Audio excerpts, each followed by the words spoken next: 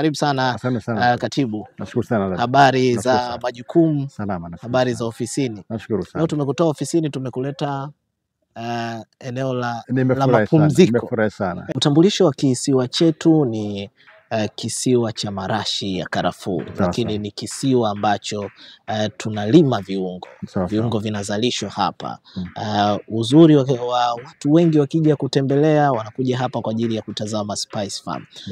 Hebu tuambie uhusiano uliopo kati ya ukuaji wa utalii na mazao ya viungo. Uwepo wa bioanuwai ya viungo mbalimbali Zanzibar sio jambo la ajali, ni jambo la kihistoria, ni jambo la karne nyingi sana, ni jambo lililoanzia na wakati wa zama hizo, zama za wakati ule madola mbalimbali ya Ulaya yalipokuwa yakiingia kunako bara la Asia na kuanza kuhami maslahi yao. Na mojawapo ilikuwa ni kuhami mazao ya viungo wakati ule katika nchi za Indonesia, nchi za Filipino, nchi za bara Hindi. Zanzibar ikapata fursa ya kuwa sehemu mojawapo mbadala ya kuhamisha viungo hivyo kutoka mabara hayo ya Asia, Filipino, Indonesia na kuletwa hapa Zanzibar, mbali kabisa na himaya za madola hayo. Na kwa kuwa Zanzibar kijiografia na kihali ya hewa ilikuwa ni eneo pekee mashariki mwa Afrika iliyokuwa ikiyakubali mazao hayo au moto wa mazao hayo. Kwa hivyo Zanzibar ikawa sasa dola jipya kubwa lilokuwa likizalisha mazao hayo ya viungo, lakini pia kusafirisha na kuwa biashara, na kwa sehemu mojawapo ya historia ya ulimwengu. Ndio maana leo Zanzibar inaitwa ni visiwa vya mazao ya viungo, Spice Islands. Kwenye swala la uzalishaji umetupitisha kwenye historia nzuri zaidi. Tuliwezaje kugeuza uzalishaji tukaiweka kwenye fursa ya utalii ambayo inatuletea fedha, ina generate income, kipato kinaongezeka?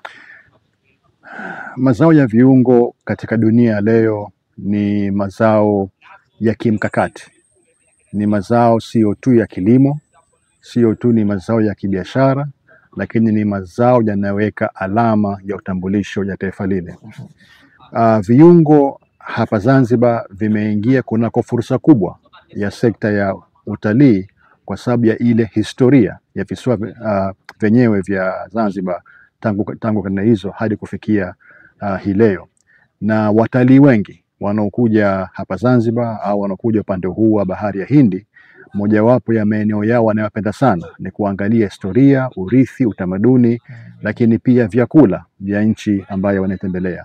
Na Zanzibar inasifika kwa mambo yote haya. Inasifika kwa utalii wa bahari, utalii wa mchanga, utalii wa jua, lakini pia utamaduni wake, urithi wake, historia yake, utalii wake wa vyakula, lakini pia aina zote za bioanuwai ya mazao ya viungo ambayo Zanzibar imeweza kuwa navyo. Na kusema kweli mazao mengi sana ya kimkakati ya viungo ambayo yapo Indonesia basi yapo hapa Zanzibar. Mazao mengi ambayo utayakuta Malaysia, utayakuta mfano bara Hindi, yale ya kimkakati, ya kihistoria, ya biashara, ya kiulimwengu, utayakuta hapa Zanzibar. Huangalii tu karafuu au mdalasini au pilipili manga au tangawizi lakini hata mfano mazao kama vile shokishoki ambayo ni matunda. Lakini katika biashara za mazao ya viungo ya kimkakati ni mojawapo ya mazao ambayo nchi mbalimbali wanaziita kama ni spice products, kwa sababu huwezi ukapanda mshokishoki mfano bila ya kupanda miliki. Huwezi ukapanda mfano midalasini bila kupanda pilipili manga au vanila au manjano au mazao mengine yote kama vile mchaichai.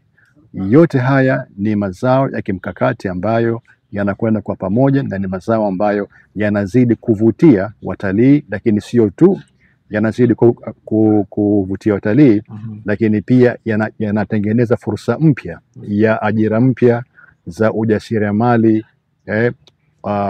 ule ambao wanauita ujasiriamali mdogo, yani micro entrepreneurship potential, ambayo unazidi kutengeneza ajira mbalimbali kwa vijana wetu, na hususan ndani ya serikali hii ya awamu ya 8 ambapo tumeweza kuzalisha zaidi ya ajira 300,000 na 51%, na zaidi ya ajira hizi zimetoka kunako sekta ya utalii na hususan katika sekta ya kilimo na sekta ya mazao ya viungo. Umezungumza swala zuri sana la uzalishaji wa ajira, nilikuwa nikija kuelekea huko. Hapa kwenye mashamba ya spice tunaona kuna wajasiriamali wadogo wapo, lakini vile kuna vijana ambao wanatumika kama wakalimani wa lugha kwa hao wageni wanaokuja hapa, lakini kuna fursa zingine ndogo ndogo, ndizo hizi ambazo unazisema pia, si ndivyo? Fursa hizi pia zimeendelea vipi kutambulika huko kimataifa? Katika mojawapo ya mpango mkakati wa kuimarisha sekta ya utalii hapa Zanzibar ni kuhakikisha kwamba hatuendi kupigia debe tu bahari, mchanga na jua, lakini tunakwenda kupigia debe anuai nzima ya sekta ya utalii hapa Zanzibar, ikiwemo urithi wa kihistoria, mambo ya kale, utamaduni, vyakula, lakini pia swala zima la mazao ya kilimo au mazao ya viungo. Na kwa sababu jina lenyewe Zanzibar tayari limejibeba wenyewe katika limejiuza wenyewe katika safu za kimataifa na kwa upeo mkubwa, kwa sababu ya ule umaarufu wake wa zamani ya kwamba ni visiwa vya viungo, Spice Islands. Kwa hivyo leo sekta ya utalii ilichokifanya ni kurejea kunako ule muktadha wa kibiashara, kijasiriamali ambao unaambatana na lile soko la kiutalii, katika kuyaleta mbele mazao haya katika matamasha mbalimbali au katika masoko mbalimbali au katika maeneo mbalimbali yanayoleta kwa pamoja fursa mbalimbali za kiutalii ulimwenguni. Na kwa kweli kabisa ukiangalia mkakati huu ambao hivi sasa tunautekeleza ni mkakati ambao wenyewe Tume ya Mipango wanauita synchronized interventions. Maanake ni mikakati ya kipamoja, mikakati ya kuunganisha nguvu za utalii, nguvu za kilimo, nguvu za maendeleo mengine ya kijamii, miundombinu, uchumi, ili kuhakikisha na kwamba ile nguzo ya utalii inasimama katika uwanja ambao tayari umeshaunganishwa na fursa mbalimbali, kuanzia ngazi ya juu ya kiuchumi hadi ngazi ya chini ya kujasiriamali na ajira ya mwananchi wa kawaida. Na huu ndio tuseme mkakati, na hii ndiyo vision ya Mheshimiwa Rais Dr. Mwinyi, ya kwamba huwezi ukazungumzia sekta moja bila ya kugusia nyingine. Unaposema kwamba tunakwenda kutengeneza ajira 200,000 au 300,000 au zaidi, ajira hizo lazima ziwe ni ajira ambazo ni mtambuka, ikiwa ni ajira za uchumi wa buluu, ajira za utalii, ajira za uvuvi, ajira za masuala mbalimbali ya biashara.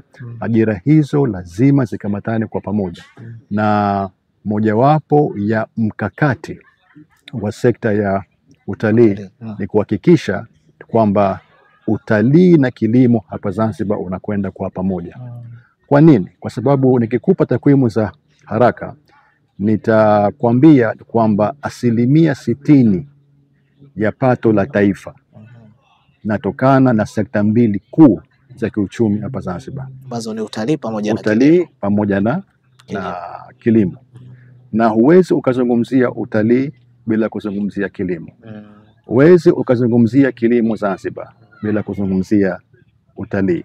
Na ndio maana leo tunapozungumzia uwezeshaji, umezungumzia hapa vipi kama Wizara ya Utalii na Mambo ya Kale tumejipanga katika kuhakikisha kwamba mazao ya viungo yanaimarika zaidi na yanaendelea. Kila siku Mheshimiwa Rais anatuambia jambo la mwanzo ni lazima kuimarisha mifumo yetu ya elimu, uelewa, mafunzo na ufahamu, ili kuendeleza ustadi, skills, lakini pia kujenga uelewa, ufahamu na umuhimu wa kile ambacho mwananchi anataka au anatakiwa akifanye. Hilo la kwanza. La pili ni kumrahisishia ufikiwaji wa vitendea kazi, wanasema tools, vitendea kazi ambavyo vitampa yeye fursa ya kujiajiri na kujiendeleza na kujimarisha na kuendelea mbele. Lakini ya tatu ni kumtafutia mitaji. Nazungumzia mikopo. Nazungumzia jinsi serikali ya awamu ya 8 ndani ya mwaka huu au ndani ya sehemu hii yake ya mwanzo ya uongozi wa Mheshimiwa Dr. Mwinyi ni kwamba tumetumia zaidi ya dola bilioni 90 katika shilingi bilioni 90 katika uwezeshaji wa wananchi, uwezeshaji wa wanajamii, uwezeshaji wa wajasiriamali. Na ukiangalia asilimia kubwa imekwenda kunako wajasiriamali wa kilimo, wa biashara na wa utalii. Hili jambo ni muhimu sana kwa sababu aina hii ya uwezeshaji imepeleka mbele gurudumu la maendeleo endelevu. Maanake nini? Utalii endelevu. Maanake nini? Utalii kwa wote. Lakini serikali haikusita hapa. Baada ya kuwapatia mafunzo na uelewa, baada ya kuwapatia vitendea kazi, lakini pia serikali imewapatia uwezo wa ufikiwaji wa masoko ya ndani, ya kikanda na kimataifa.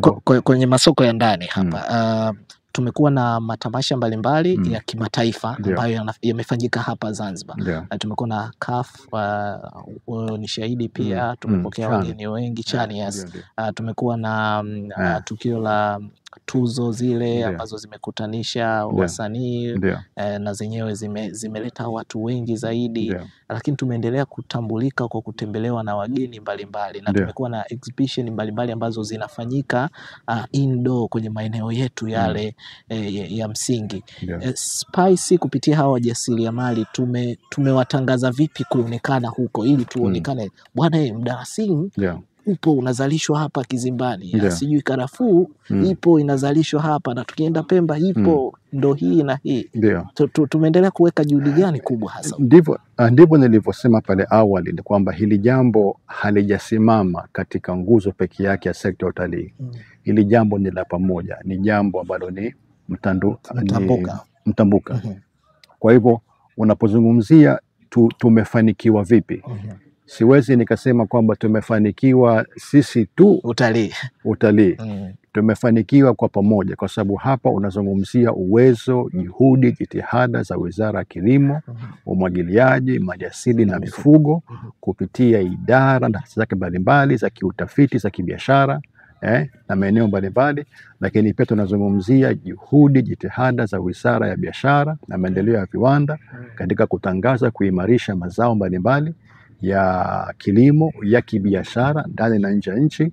Lakini juhudi za wizara na mashirika mbalimbali ya umma na sekta binafsi katika ngazi ya uwekezaji, ngazi ya uwezeshaji, ngazi ya maendeleo ya jamii, ushirikiano na wadau mbalimbali wa kimaendeleo wa kimataifa, ni juhudi za pamoja ambazo zimeratibiwa chini ya uongozi wa serikali ya awamu ya 8 ya Dr. Hussein Ali Mwinyi, Mheshimiwa Rais wa Zanzibar na Mwenyekiti wa Baraza la Mapinduzi. Jambo hili ni muhimu kulitambua kwa sababu kama nilivyosema mwanzo na kwamba mkakati wa mwanzo kabisa wa serikali hii ya awamu ya 8 ilivyoingia madarakani, hichi kipindi cha awamu ya kwanza au cha sehemu ya kwanza ya awamu ya 8 ni kufanya ile synchronized interventions. Maanake ni mikakati ya pamoja, utekelezaji mikakati kwa pamoja, kwamba unapoamua kutekeleza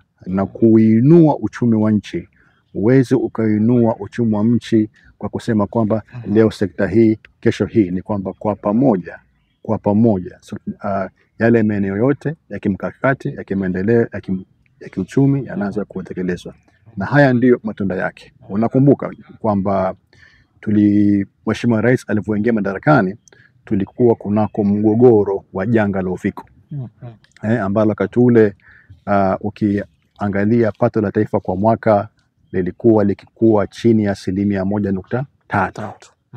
Leo wakati tunakwenda kunako uchaguzi wa mwaka 2025 ni kwamba uchumi wa Zanzibar umekuwa katika hali njema kabisa ya kiafya kufikia zaidi ya 7% kwa mwaka.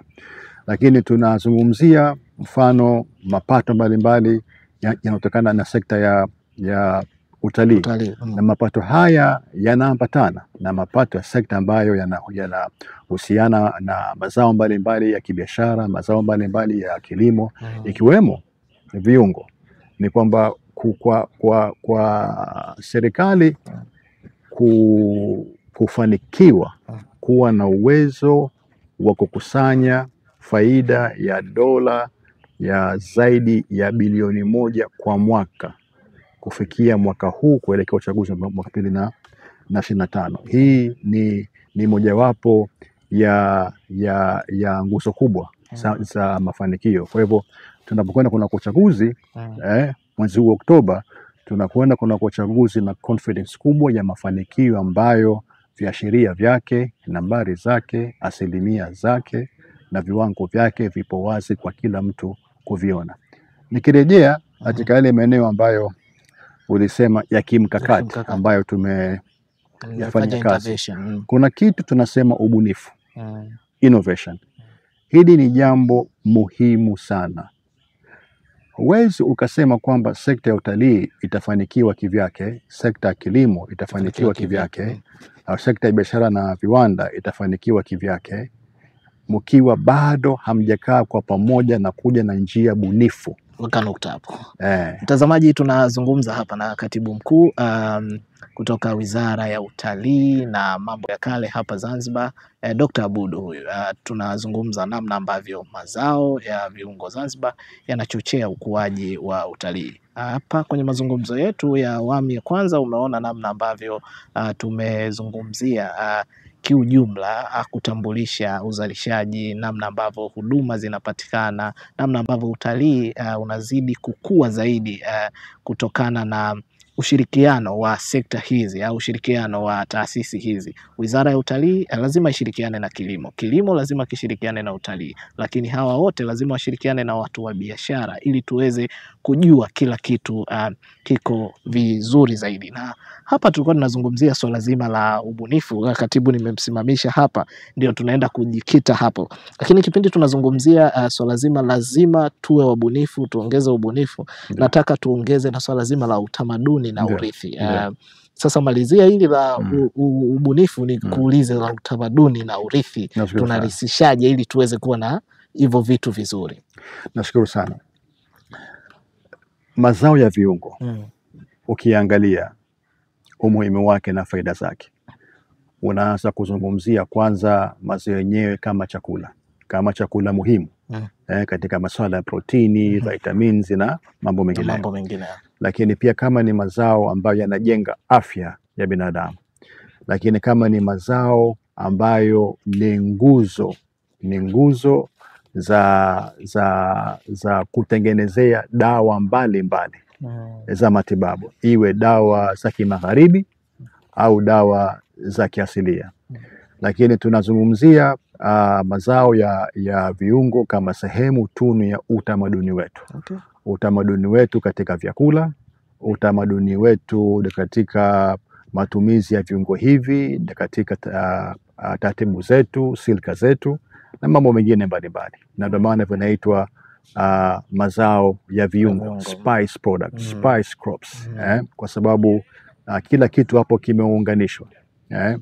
Na tukitoka hapo ndipo tunaingia kwa sasa tuna maana gani tunapozungumzia ubunifu.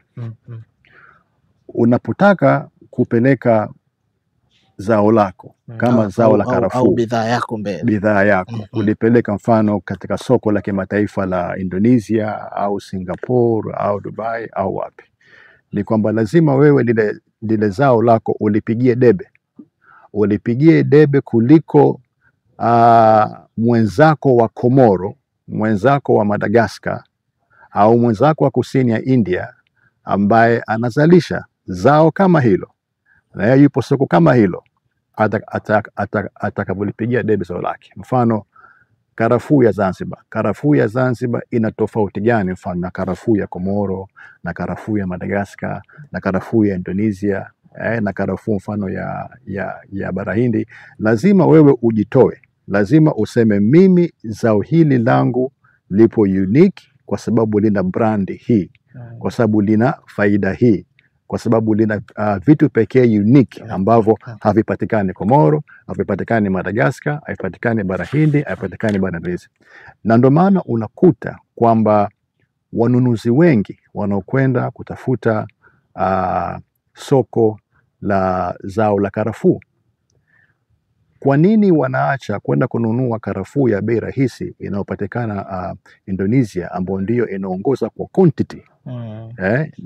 Lile ni nchi kubwa, lina mashamba mengi, na huko ndipo karafuu zilikuanzia. Lakini kwa nini leo unakuta ujumbe wa kibiashara wa kimataifa kutoka India unakuja Zanzibar, unakuja kumwona Mheshimiwa Rais, nasema Mheshimiwa Rais, tumekuja hapa Zanzibar kwa sababu tunahitaji biashara na Zanzibar katika zao la karafuu. Kwa sababu gani? Kwa sababu wameona kitu very unique ambacho kipo Zanzibar, ambacho kipo Indonesia. Tafiti zao zimeonyesha kwamba karafuu ya Zanzibar, ama kwa sababu ya jiografia, ama kwa sababu haijawahi kuchanganywa na karafuu za kileo, ama kwa sababu bado urithi wake kama lile zao ina vitu ambavyo havipatikani kisayansi katika karafuu pengine ya Bara Hindi au ya Indonesia, na kwamba wao wameiona karafuu hii ina thamani kubwa sana, japokuwa kuzalishwa kwake hakuwezi kukashindanwa na pengine karafuu ya India au Indonesia. Lakini hapa wanakuja kuitafuta karafuu ya Zanzibar kwa sababu ya unique property zake. Sasa hapo lazima kama Zanzibar tuwe wabunifu, lazima tu brand, lazima tutangaze, lazima tuseme kwamba karafuu yetu pamoja na kwamba hizi ndio tani zetu ambazo kila mwaka nazalisha Kusi na Kaskazi au Vuli na Masika, lakini sisi tunasifika mpaka leo ulimwenguni kwa sababu karafuu yetu ni pure, haijachanganywa na karafuu nyingine yote ya kileo. Huu ni mfano mdogo wa kwamba kwa nini sasa kuna haja kubwa ya kuunganisha mipango mikakati ya kiutalii, ya kilimo, lakini pia kibiashara na viwanda na kiuwekezaji, kuhakikisha kwamba tunazungumza lugha moja wakati tunapokwenda kutangaza, kuimarisha, lakini pia kuestablish utambulisho wetu wa kimataifa katika mazao yetu ya viungo ambayo leo ukija hapa Kisimbani unayaona. Sawa, umezungumza vizuri sana katibu. Kuna swala la utalii, kuna swala la kilimo, kuna swala la biashara na viwanda. Tunaendeleaje sasa kufanya haya mazao yawe kwenye chati ya utamaduni, lakini tuendelee kurithisha kizazi ambacho kinakuja kwa kushirikiana pamoja? Mfano labda utalii, nyinyi mna mikakati gani ambayo mnashirikiana na kilimo au mnashirikiana na biashara kuleta kitu mezani? Labda mfano mdogo tu, leo sisi tuna madafu hapa mezani. Je, utaratibu huu, utamaduni huu upo mpaka kwenye ofisi zetu? Au tukienda kwenye ofisi zetu tunapata karafuu kidogo tupate marashi mazuri ya kuvutia pale? Au tuna mdalasini, hata chai kija mezani, katibu bwana chai yako hii, je unapata hizo razo? Napata chai cha mdalasini, chai napata, nashukuru sana. Cha muhimu hapo ni kwamba na nashukuru ni kwamba tayari mipango mikakati hii ipo, na kila siku unapoangalia na hasa kipindi hichi cha kampeni za uchaguzi, unapomsikiliza Mheshimiwa Rais anapozungumzia mafanikio mbalimbali, lakini pia kusisitiza mwelekeo mpya wa yale mafanikio yetu na kuzidisha yale mafanikio yetu, mojawapo ni kuongeza alama ya utambulisho wa bidhaa zetu na mazao yetu, lakini pia ni kuongeza fursa ya wenyewe wanasema certification au uthibitisho au uwekwaji wa alama za uthibitisho. Certification kwanza ni identity, identification, recognition, lakini pia certification ya zile bidhaa, yale mazao ambayo wajasiriamali wetu ambao ndio wengi sana katika safu za ajira nchini Zanzibar wanavyoangalia na kutarajia katika maisha yao kila siku ya kujipatia ajira na kujiendeleza kimaisha. Na baadaye sasa ukisha kutafuta masoko zaidi ya kimataifa. Sasa huwezi ukayafikia masoko haya na hasa ya kimataifa ikiwa kwanza huna alama zako za uthibitisho ambazo zinatambulika katika mifumo ya kisasa ya utambulisho wa bidhaa ISO au mifumo mingine ambayo inayofaa. Lakini huwezi ukapata uthibitisho huo ikiwa bado wewe hujajiandaa katika mikakati yako ya kueneza utambulisho wa bidhaa ambazo unazo. Ikiwa ni karafuu, pilipili manga, mdalasini, mchaichai, manjano, hiliki, kungumanga na vingine vyote. Sasa kwanza lazima uwe na mikakati ya kutambulisha na kuimarisha na kutangaza kile ambacho unacho na kukiwekea alama yake ya utambulisho, lakini pia kwa kila bidhaa na kwa mazao yake yawe sasa yanawekewa alama ya uthibitisho wa utambulisho huo. Alafu la tatu sasa ndipo unapoanza kujenga mfumo na minyororo ya kiugavi na kithamani katika kufikisha mazao hayo katika masoko ya kimataifa. Katibu, tukiwa tunamaliza mazungumzo yetu, nini ambacho sasa wewe mwenyewe unatamani kukiona? Tunajua mfano vyama sasa hivi viko kwenye kampeni na Chama cha Mapinduzi kimeweka wazi ilani yake. Moja ya mambo makubwa ambayo yanazungumziwa kwenye ilani kwenye utekelezaji wa ilani hii ya 2025 mpaka 2030, mazao ya viungo yameingia kwa wingi sana mle. Ninyi ndio watendaji wakuu wa wizara, mnasimama pale moyo wa wizara. Nini ambacho unatamani, ushauri wako kama mwisho, lakini unatamani kuona wapi utalii wa viungo pamoja na masuala haya yanayoingiza watalii zaidi? Asante sana Ndaba. Sisi kwa ufupi ni kwamba tayari serikali kupitia ilani yake ya Chama cha Mapinduzi na kwa mazingatio ya Zanzibar ni kwamba tayari tuna mwelekeo katika kufikia malengo na shabaha mbalimbali za sekta zetu.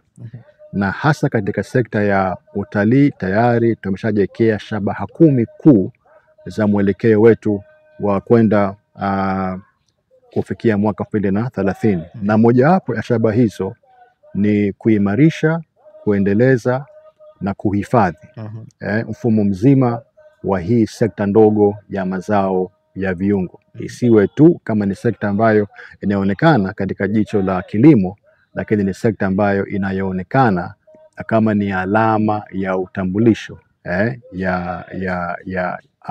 au mojawapo ya chapa zetu za sekta ya utalii.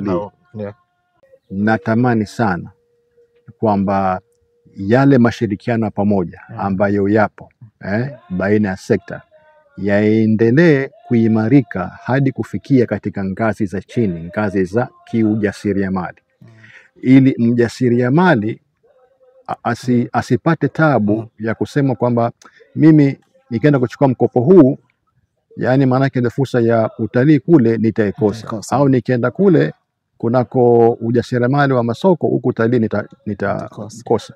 Ni lazima tuchanganye mashirikiano hayo yaende moja kwa moja katika ngazi ya mwananchi na kuhakikisha kwamba ule mfungamano au ile anuwai ya mtambuka ya hizi sekta zote rasmi za kimaendeleo na kiuchumi hapa Zanzibar zinamfikia mjasiriamali alikuwa hayumo kunako sekta rasmi na yule ambaye hayumo kunako sekta rasmi. Kama unakumbuka, Mheshimiwa Rais hapa kupitia uongozi wake na busara zake na miongozo yake amewekeza, na ni historia kubwa sana, amewekeza zaidi ya shilingi milioni 90 na kuwawezesha wananchi wajasiriamali katika kujipatia ajira na kujijengea maisha yao. Na hivi mpaka mwaka jana 2024 tulikuwa tayari tumeshafikisha ajira zaidi ya 230,000 mwaka jana. Kwa hivyo na maana kufikia hesabu za kufungia za mwaka huu ni kwamba tutakuwa tumevuka ajira 300,000 na zaidi.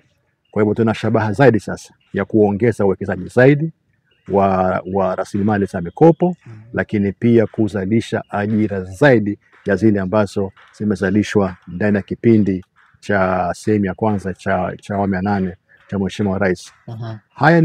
Haya ni maeneo ambayo mimi natamani sana niyaone kwamba yanazidi kupanda chati za kiprogramu, chati za kimipango, chati za kisera, lakini pia chati za mipango mikakati ya Tume ya Mipango ya Zanzibar. Na naamini sana kwamba tupo katika njia nzuri kabisa, tupo katika sehemu nzuri kabisa, na kwamba leo tunapokwenda katika uchaguzi huu wa mwezi huu tarehe 29, tunakwenda na confidence kubwa ya mafanikio makubwa sana yaliyopatikana chini ya Mheshimiwa Rais wa Zanzibar, Mwenyekiti wa Baraza la Mapinduzi Dr. Hussein Ali Mwinyi. Hizi au kimaarufu anasema hatua 5 za Dr. Mwinyi, manake hatua hizi za miaka 5 ya Dr. Mwinyi zimeleta mageuzi makubwa, mapinduzi makubwa, sio tu katika sekta ya utalii, lakini mimi leo kama katibu mkuu wa Wizara ya Utalii na Mambo ya Kale nipo hapa leo Kizimbani katika mashamba ya kihistoria, mashamba makubwa ya viungo, kama ni vivutio vya watalii, vivutio vya utalii, lakini pia kama ni kiini cha urithi wa kihistoria, lakini pia utamaduni wetu kama Wazanzibari, na ndo chapa ya visiwa vyetu, visiwa vya Zanzibar. Kwa hivyo huwezi ukazungumzia utalii wa Zanzibar bila ya kufika Kizimbani na kuzungumzia nini chapa ya Zanzibar katika ule muktadha mzima wa sekta ya utalii. Katibu, nikushukuru sana, asante sana. Tumekuwa na mazungumzo mazuri sana na mimi kila kitu kimeenda vizuri na ujumbe umefika vizuri kwa jamii. Nashukuru sana. Asante sana, na nitakuwa na wakati mwingine wa kukualika. Karibu sana. Asante sana. Karibu sana. Na mtazamaji wa Kilimo Chat Podcast, tumetamatisha hivyo na katibu mkuu kutoka Wizara ya Utalii na Mambo ya Kale hapa Zanzibar, Dr. Abudu. Yeye amezungumzia masuala mengi zaidi, kubwa ni kuona namna gani wizara yake ya utalii pamoja na Wizara ya Kilimo na Wizara ya Biashara kunakuwa na ushirikiano mzuri kwa ajili ya kutangaza utalii, lakini namna ambavyo mazao ya viungo yanachochea utalii, yanakaribisha wageni wengi zaidi kuja kutembelea, kuacha fedha, lakini vile vile kuja kujifunza mambo mbalimbali ambayo yanapatikana hapa Zanzibar. Kwa niaba ya timu nzima ambayo tulikuwa nayo hapa, mimi ni Arkam Daba na hii ilikuwa ni Kilimo Chat Podcast. Hadi wakati mwingine, kwaheri kwa sasa.